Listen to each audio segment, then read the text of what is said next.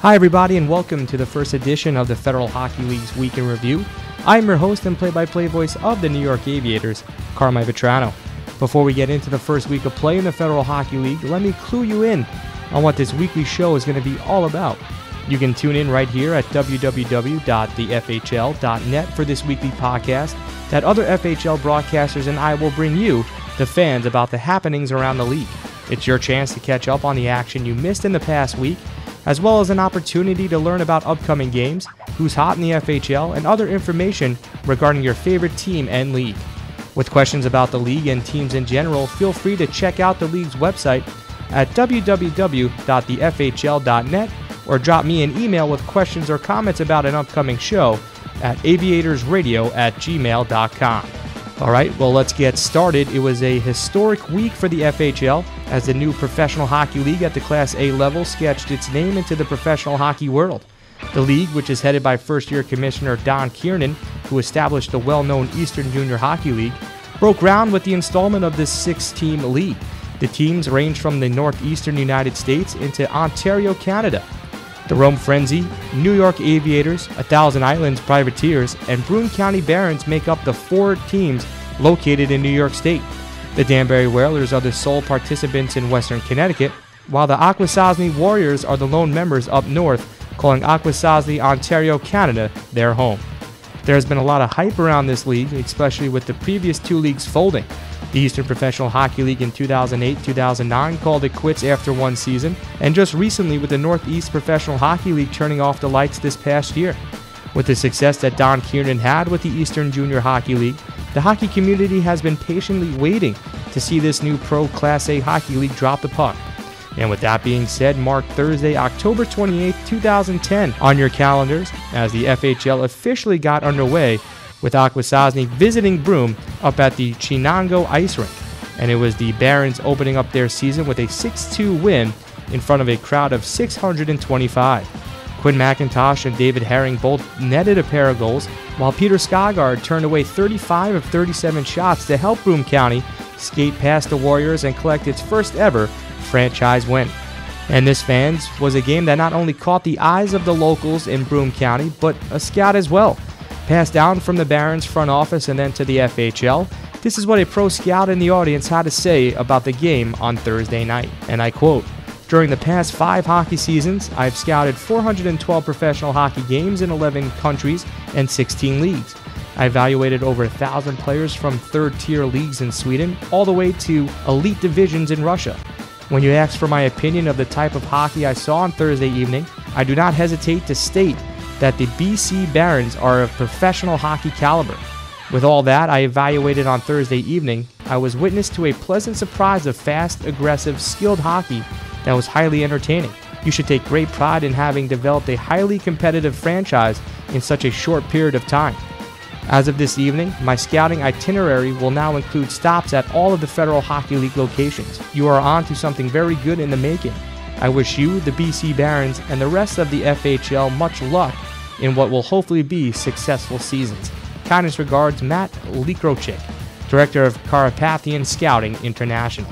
Kind words from Matt, and that letter should go a long way throughout the FHL community, as the FHL and its 6 teams strive to put an excitable product out there for the fans and public.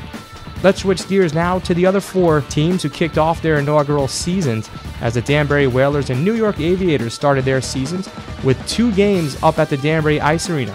With more on the Whalers and Aviators weekend, here's Danbury radio voice Perry Miles.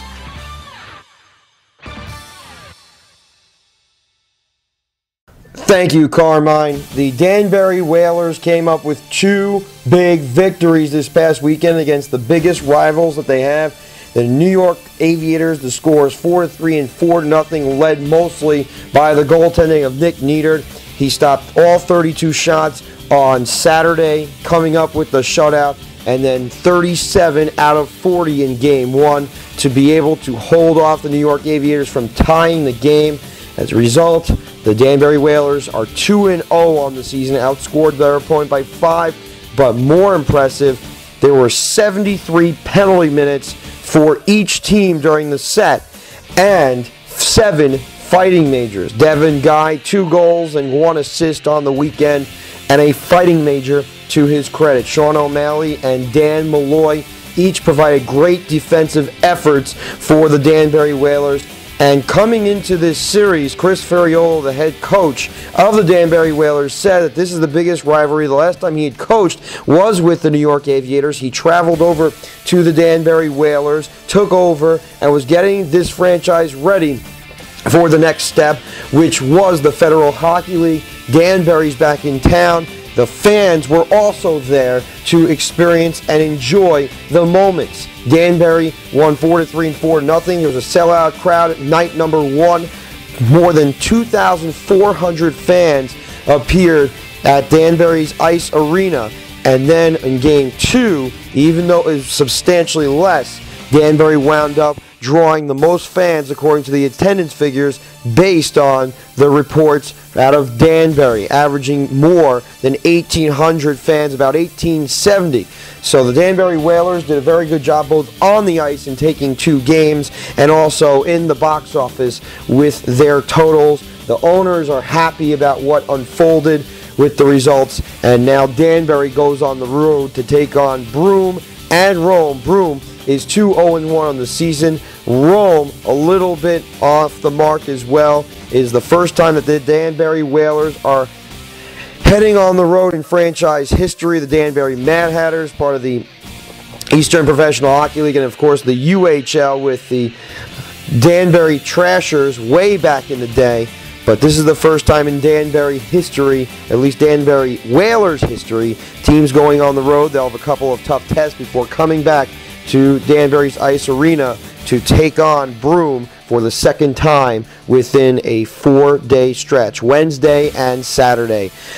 Reporting for the Danbury Whalers, I am Perry Miles. Send it back to Carmine Vetrano back at the Federal Hockey League studios. Thanks, Perry. Well, exciting news passed down from the front office of the Danbury Whalers. Danbury Whalers CEO Herm Schorcher announced that veteran actor Paul D'Amato will make an appearance at the Danbury Whalers game on Saturday, November 6th against the Broome County Barons. D'Amato appeared in the Paul Newman movie Slapshot as he was Newman's rival Tim Dr. Hook McCracken of the Syracuse Bulldogs. D'Amato will drop the ceremonial first puck, sign autographs, take pictures with the fans, and will address the crowd. In addition, D'Amato has also donated a Syracuse Bulldogs jersey from the movie to be auctioned. Jamie Schorcher, Vice President of Danbury Whalers Entertainment, said, quote, "We are extremely excited to have Dr. Hook coming into Danbury. As Paul Newman said, November 6th will be a great day for some old-time hockey." Danbury Whalers individual game tickets can be purchased by calling 973-713-7547 or by logging on to the team website at thedanburywhalers.com. Now with a look at the Thousand Islands Privateers, here's Privateers radio voice Marco Ceriona. Welcome to the Privateers Week in Review. I am Marco Ceriona. After months of preparation, anticipation, and hard work, Thousand Island Privateers finally started their inaugural season at the Bonnie Castle Rec Center last Friday night. Hockey fans across the North Country came out to witness the first professional hockey game in the area. What they got was a great example of the Federal Hockey League's quality of play. The Privateers opened against the Rome Frenzy and flashed their offensive capabilities early. Glenn McFadden scores the franchise's first goal off a feed from Justin Levac at 15 minutes. Adam McAllister widened the lead to 2-0 on the power play. However, Rome came back in the second period with some excellent counters led by Tibor Varga. The forward from Bratislava, Slovakia, scored a natural hat trick in 48 seconds that led to a 4-goal second period for the Frenzy. The Privateers tried to battle back, cutting the Frenzy lead to 6-5 on McAllister's second goal with 45 seconds left. However, the Privateers could not close the comeback, and the Frenzy earned their first win at the Castle, 6-5. There's not much time to lick wounds and hang heads in the FHL. After the defeat on opening night, the Privateers rolled down I-81 to face the Broome County Barons in Binghamton. The Privateers appeared a bit out of sorts early on, and as the Barons' Vince Amagun opened scoring in the first period, beating goalie Jocelyn St. Pierre. The Privateers and Barons skated a scoreless second period before Privateer center Alex Lacombe, one of the team's veteran leaders, tied the game early in the third and then rifled home another off a pass from defenseman James Kirkwood. James Gehring tied the game for the Barons, and the teams played in the FHL's first overtime.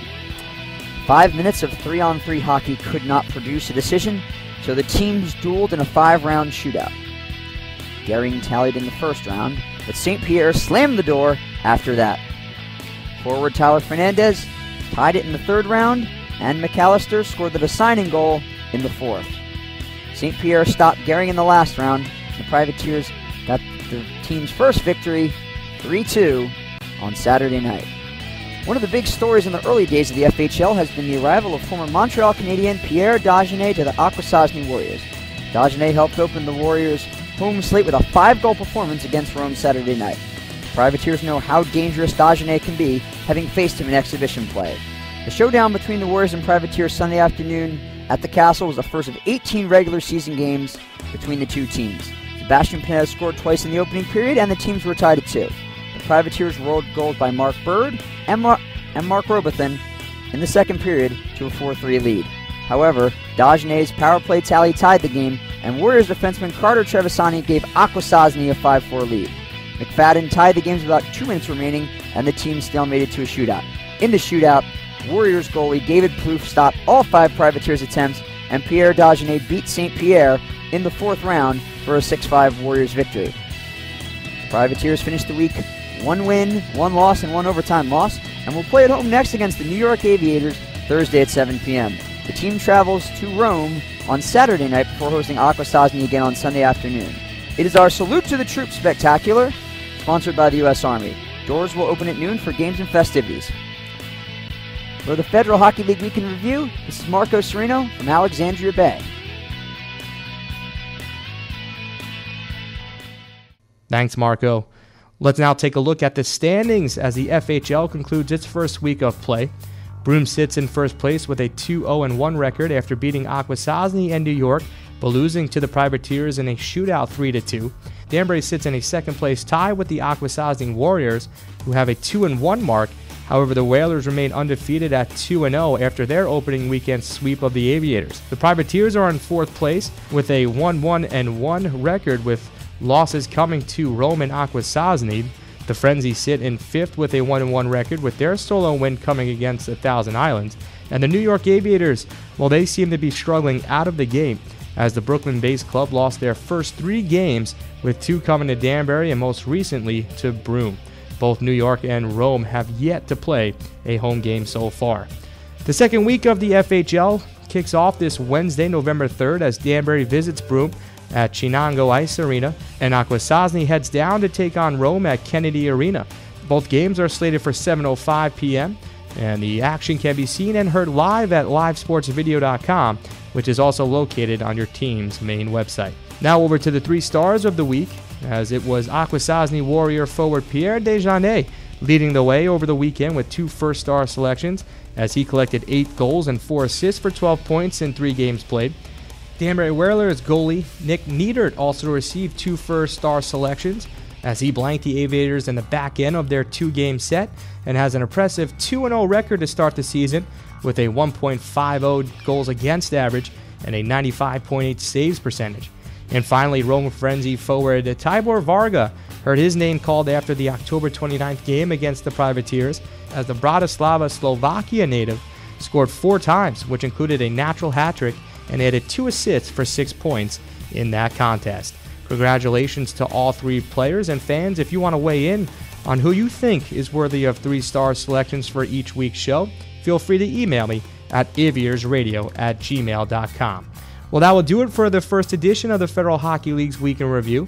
I want to thank all the broadcasters, league, and team members that made this broadcast possible, and thanks to all the fans for tuning in. With questions about the league and teams in general, feel free to check out the league's website at www.thefhl.net, or drop me an email with questions or comments about an upcoming show at aviatorsradio@gmail.com. For the FHL, I'm Carmine Vetrano signing off and saying we'll see you next week on the Federal Hockey League's Week in Review.